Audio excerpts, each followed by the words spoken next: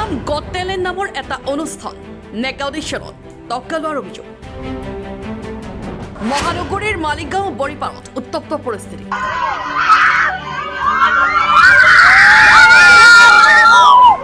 Assam got talent নামৰ প্ৰতিযোগিতাৰ mega audition চলি থকাৰ সময়তেই এই উত্তেজনা প্ৰতিযোগী তথা অভিভাৱকক দুৰ্ব্যৱহাৰ কৰাৰ অভিযোগ আয়োজক ৰেইনবো এণ্টাৰটেইনমেণ্ট নামৰ এটা সংস্থাই আয়োজন কৰিছিল এই মেগা অডিশ্যন প্ৰতিযোগিতাৰ বাবে অসমৰ ভিন্ন প্ৰান্তৰ পৰা আহিছিল বহু প্ৰতিযোগী পুৱা 9 বজাতে অনুষ্ঠানৰ সময়সূচী দি বিয়লি 3 বজাৰ পৰা আৰম্ভ হ'ব এই কথাক লৈ প্ৰশ্ন কৰাত প্ৰতিযোগী তথা অভিভাৱকক দুৰ্ব্যৱহাৰ কৰাৰ অভিযোগ আয়োজকৰ বিৰুদ্ধে তাৰ উপৰিও প্ৰতিযোগীসকলৰ পৰা ধন দাবী কৰাৰো অভিযোগ আয়োজক সোনু চৌধুৰীৰ বিৰুদ্ধে বিভিন্ন অভিযোগ প্ৰতিযোগী তথা অভিভাৱকৰ পৰ্যাপ্ত অনুমতি নোহোৱাকৈ অনুষ্ঠান আয়োজন কৰা বুলি অভিযোগ একাংশৰ ঘটনাস্থলীত উপস্থিত হৈ পৰিস্থিতি নিয়ন্ত্ৰণ জালুকবাৰী আৰক্ষীৰ ইফালে একাংশ প্ৰতিযোগী তথা অভিভাৱকৰ অভিযোগ নৈছত আয়োজকৰ সামান্য কথাতেই অভিভাৱকে বিশৃংখলতাৰ সৃষ্টিৰ অভিযোগ বৰঞ্চ আয়োজকৰ সৈতেহে দুৰ্ব্যৱহাৰৰ অভিযোগ প্ৰায় 600 প্ৰতিযোগীৰ বাবে আয়োজন কৰা হৈছিল মেগা অডিশ্যন দুটা দিন ধাৰ্য কৰা হৈছিল বুলি উল্লেখ আয়োজকৰ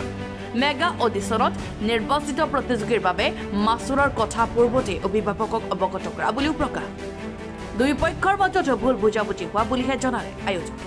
আচ্ছা ইয়াতে আসাম গট টেলেণ্ট বুলি এটা মানে মেগা ৰাউণ্ড অডিশ্যন হৈছিল যিবিলাক ডিষ্ট্ৰিক্টত পালেকে পাতিছিলে প্ৰথম ৰাউণ্ডটো যিবিলাক সিলেক্ট হৈছে অল আসাম গোটেই অসমৰ যিবিলাক কেণ্ডিডেট আছে তেওঁলোকে আজি মাতিছে আজি আৰু কালি হ'ব বুলি ক'লে প্ৰথমতে ক'লে যে 9টা বজাৰ পৰা হ'ব গতিকে আমাৰ মানুহ 9টা বজাত কৈছে 9টা বজাৰ পৰা হ'লে যিয়ে প্ৰথমে আহিব তেওঁ নামটো ল'ব তেনেকৈ তেওঁলোক আগবাঢ়ি যাব আমাৰ মানুহ যোৱাকালি আহিলে আহি তাতে হোটেলত আছে 7টা বজাত বাৰু ইয়াত ৰৈছে হা ৰোৱাৰ পিছত প্ৰথমতে কোনো মানুহ নাই কোনোৱে মানুহ নাই আগত লোৱাটো বাদ দিয়ক কোনো নাই 9টা বজাত তেওঁলোকে দিবলৈ আহিলে আমি এতিয়া নলম নামটো পিছত ল'ম 11টা বাজিল আমি পিছত ল'ম 12টা বাজিল পিছত ল'ম যেতিয়া মানুহবিলাকে গম পালে বোলে কি হ'ল নাম লোৱা নাই তেতিয়া আহিলে 12টামান বজাত কোনোবা আহিলে নাম চাম কিবা কিবি ল'লে লৈ কোনো ধৰণৰ তাতো চিষ্টেম নাই মানে আমি সুধিলো কেতিয়া আহিব আমিতো নাম দিলো আমাৰ নাম নাই বহি আছো চবৰে এটা ধৈৰ্য আছে ন আপোনালোকে বাচ্চাখিনিক মই দেখাব বিচাৰিম এইবিলাক ড্ৰেছ চলালে এতিয়া চবে এই সৰু পোৱালিবিলাকে ড্ৰেছ কৰি আছে আৰু ড্ৰেছৰ এটা থিম হয় ন কোনোবা গছৰ পাত এনেকে পিন্ধি আহিছে ইমান ঠাণ্ডা তেওঁলোকে কৈছে বোলে আমাৰ 3টা বজাৰ পৰা প্ৰব্লেমটো হ'ব বোলে 3টা বজাত গৈছে আৰম্ভ কৰিছে 3টা বজাৰ পৰা 3:30লৈকে গ'ল নাই 4টা বজাত গম পালো 15টা নে 16টা গৈছে আমি কেইটালৈকে যাব ৰাতি 2টা বজাত হ'লেও কৰাই দিম এইটো কি 2টা বজাত হ'লে কৰাব সেইটো গ'ল তাৰপিছত আমি গম পালো যে আমি যেতিয়া যাম ওপৰত যিটো বেয়া ব্যৱহাৰ কৰে চেণ্ডেল দলিয়াইছে পেৰেণ্টছক চেণ্ডেল দলিয়াইছে চেণ্ডেলৰ হাতৰ আসাম গট টেলেণ্টৰ মানুহে তাৰ জাজ কেইজনী মাছৰ বজাৰ পাতিছে নেকি ডাইট বুলি চিগাৰেট খাই ঘূৰি ফুৰিছে বাচ্চাবিলাকৰ মাজত তেওঁলোকে আৰু কি কয় তেওঁলোকে বোলে আমাৰ কেৰিয়াৰ ধ্বংস কৰিব তেওঁলোক কোন হয়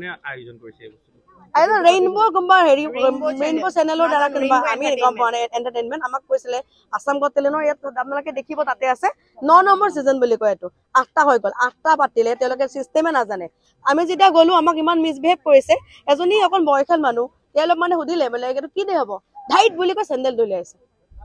আমাৰ পোৱালীক আৰক্ষীক আমি খবৰ আৰু তাৰ আগতে কৈলো তাৰ আগতে বিৰাট ডাঙৰ কথা হৈছে আসাম গট টেলেণ্টত পইচা লয় নেকি তেওঁলোকে যদি সিংগলত সিলেক্ট 4,000 টকা ল'ব যদি গ্ৰুপত সিলেক্ট হয় 6 পৰা 7,500 টকা মানে নাম্বাৰ অফ দা কন্টেস্টেন্ট মানে যিমান আছে আৰু যদি 6 জনত এনেকুৱা হয় কিবা 6,500 আছে আৰু 7,500 তেনেকুৱা যদি পইচাই দিব লগা আমি ঘৰৰ পৰা পইচা পঠাই দিলো হয় ন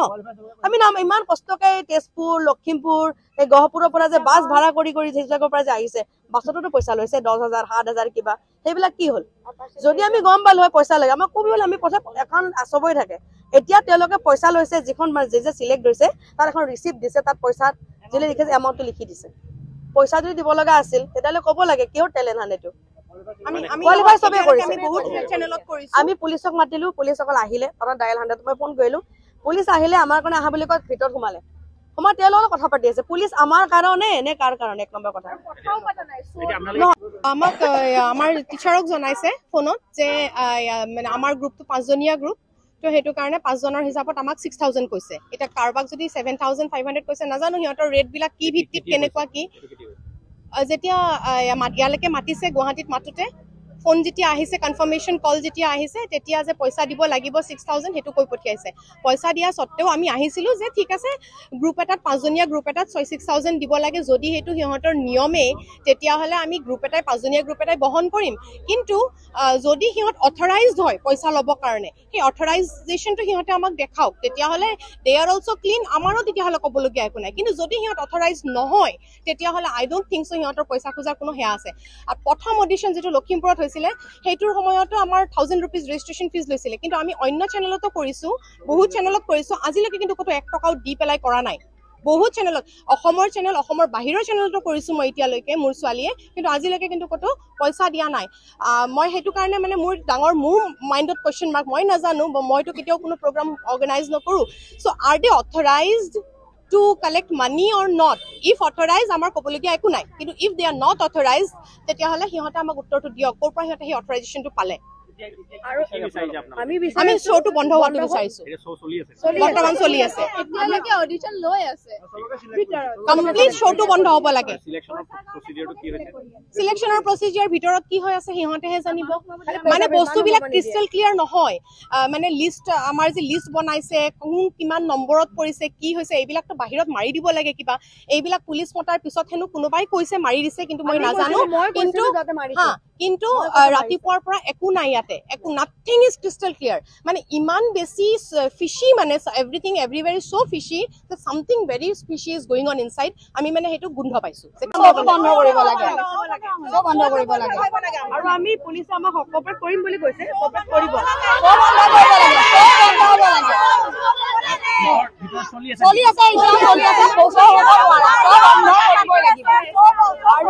আমাক কোৱা হৈছিল যে ৰাতিপুৱা 9টা বজাত যিসকলে সোনকালে আহি পাব তেওঁলোকক সোনকালে প্ৰাইভেট আজৰাই দিব এইটো হিচাপে দূৰৰ পৰা অহা ল'ৰা ছোৱালীখিনিয়ে ৰাতিপুৱা 2টাতো বাছ ভাড়া কৰি আহিছে যাতে সৰু ল'ৰা ছোৱালীখিনি সোনকালে কৰি গুচি যায় তেজু ডুমডুমা তিনিচুকীয়াৰ পৰা মানুহ আহিছে কিছুমান ল'ৰা ছোৱালীয়ে অকল খালী গাকে নাচিম বুলি আহিছিলে ৰাতিপুৱাৰ পৰা ৰখি আছে তেওঁলোকে 9টাত ষ্টাৰ্ট কৰিম কৈছিলে অহা নাই মানুহ কোনো অহা নাই 11:30 কৈছে যে আমি 11:30 পৰা ষ্টাৰ্ট কৰিম তাৰপিছত কৰিলে কি 3:15 ষ্টাৰ্ট কৰিছে তাৰপিছত তেওঁলোকৰ একো লিষ্টিং নাই কোন আগত নাচিব কোন পাছত আহিব আৰু যিসকল ৰিচিপশ্যনিষ্ট যোনে লিখি আছে ৰিচিভ কৰি আছে নাম চাম তেওঁলোকৰ ইমান অভদ্ৰ ব্যৱহাৰ তেওঁলোকে ওপৰৰ পৰা চেণ্ডেল দলিয়াইছে গালি দিছে ৰাইজসকলক তেনেকে কম্পিটিশ্যন নহয় আৰু জাজবোৰো দৌৰি আছে ৰাইজে অৰ্গেনাইজাৰৰ নাম সোনু চৌধুৰী অৰ্গেনাইজাৰ আমি আছাম গট টেলেণ্ট হিচাপে আহিছিলোঁ কাৰণ ইণ্ডিয়াজ গট টেলেণ্ট এটা ডাঙৰ প্ৰগ্ৰাম ঠিক তেনেকে যদি অসমত আছাম গট টেলেণ্ট পাতে তেনেহ'লে আমি আহিছিলোঁ হয় নাই আৰু ইয়াত কি হৈছে আমি 1500 টকা দি পেলাই আমি অডিশ্যন দিছিলোঁ ইয়াত আহি পেলাই এতিয়া মানে কি হ'ল যদি চিলেকশ্যন হয় একক নৃত্যত 4,000 দিব লাগে আৰু যদি দলীয় হয় 7,500 চব পইচাৰ কাৰণে তথাপিতো আমি এটলিষ্ট কিবা এটা হোপত আহিছিলোঁ কিন্তু এনেকে ব্যুৰ ৰিপৰ্ট এণ্ড